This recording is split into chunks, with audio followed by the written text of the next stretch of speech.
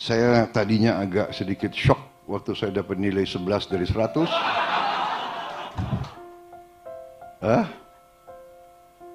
Tetapi sekarang saya terima kasih sebetulnya sama. Saya terima kasih dengan apa? Dengan rival-rival saya kemarin itu. Semakin mereka ngejek saya, semakin rakyat cinta sama saya. Gitu. Saya bicara sudah puluhan tahun, dan saya diejek, dan sempat ada elit tokoh-tokoh Indonesia yang mengatakan tidak perlu.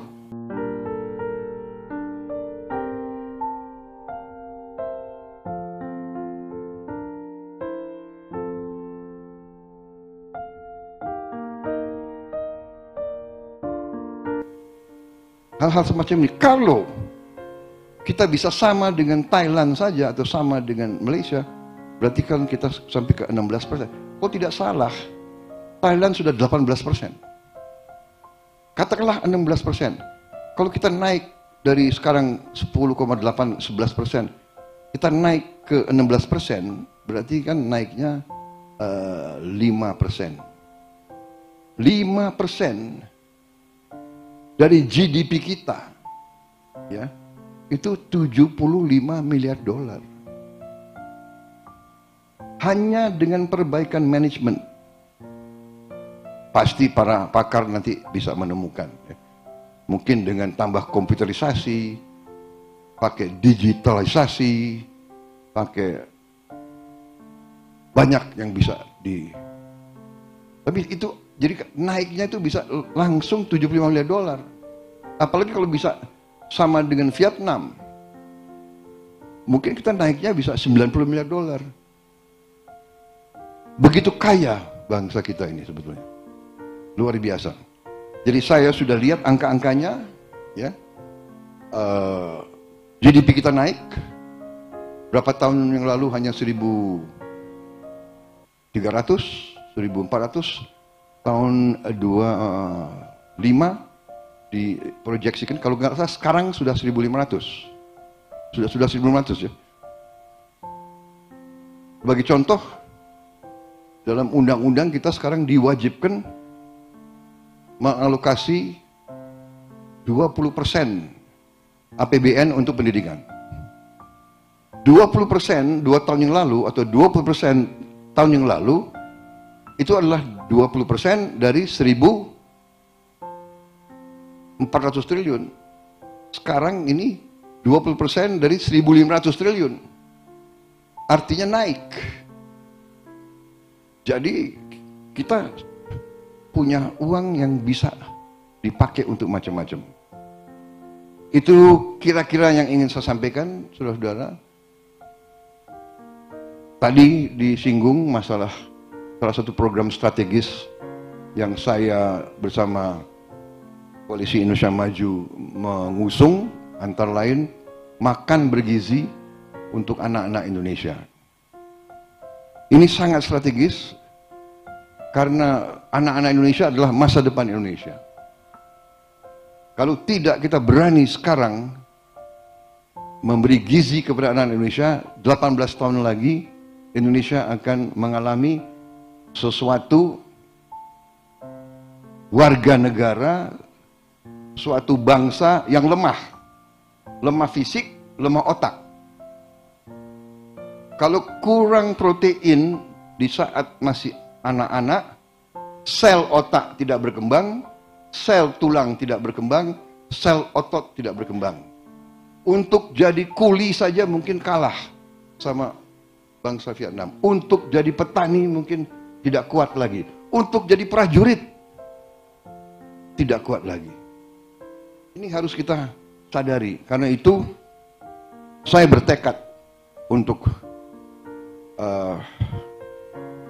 melaksanakan ini. Dan saya terima kasih. Saya dapat pencerahan, ya.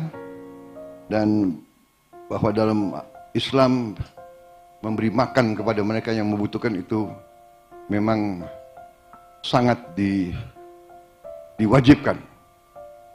Berarti walaupun saya sering diejek dan sering dihina, nggak ada urusan saya.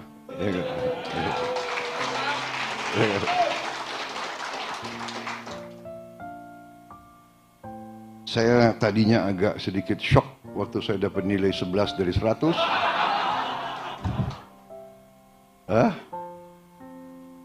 Tetapi sekarang saya terima kasih sebetulnya saya terima kasih dengan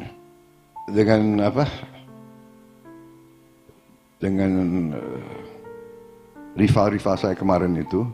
Semakin mereka ngejek saya, semakin rakyat cinta sama saya gitu. Ya. Saya sangat terharu saya lihat anak-anak Indonesia. Bisa kita pertimbangan Pak Hatta, Pak Zul. Usia nyoblos kita turunkan jadi 10 gitu. Kita menang besar, Pak.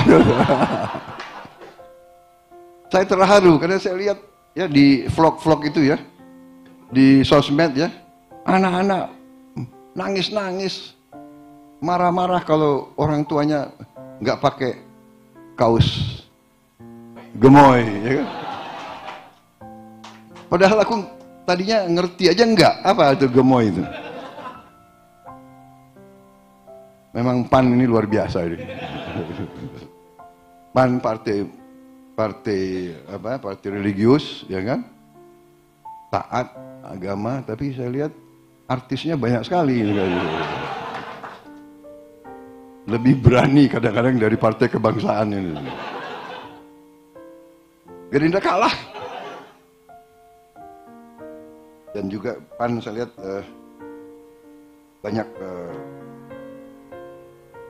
banyak kader-kader yang semangat, yang selalu gembira, senyum. Jadi inilah saya kira watak bangsa Indonesia, keinginan rakyat kita ingin pemimpin-pemimpin selalu gembira, selalu senyum, selalu rukun. Itu yang kita rasakan, ya kan?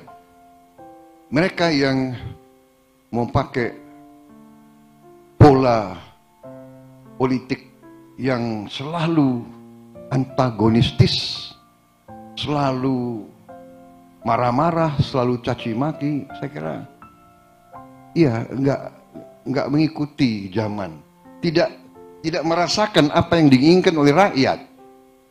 Rakyat kita tidak suka, rakyat kita suka pemimpin yang rukun. Ini juga membutuhkan waktu lama bagi saya untuk belajar. Jadi saudara-saudara, saya mau minta maaf kepada PAN ya, seolah bahwa saya mungkin kurang menghormati pengorbanan PAN. Tetapi alhamdulillah sekarang kita diberi kesempatan ya. Kesempatan ini harus kita manfaatkan dengan sebaik-baiknya. Harus kita buktikan kepada rakyat Indonesia bahwa di tangan yang benar, di tangan yang ikhlas, kumpulan suatu tim, suatu lapisan orang-orang yang niatnya baik, yang hatinya bersih, kita bisa berbuat banyak. Kita bisa benar-benar tadi kekayaan yang begitu berlimpah-limpah kita kelola dengan sebaik-baiknya.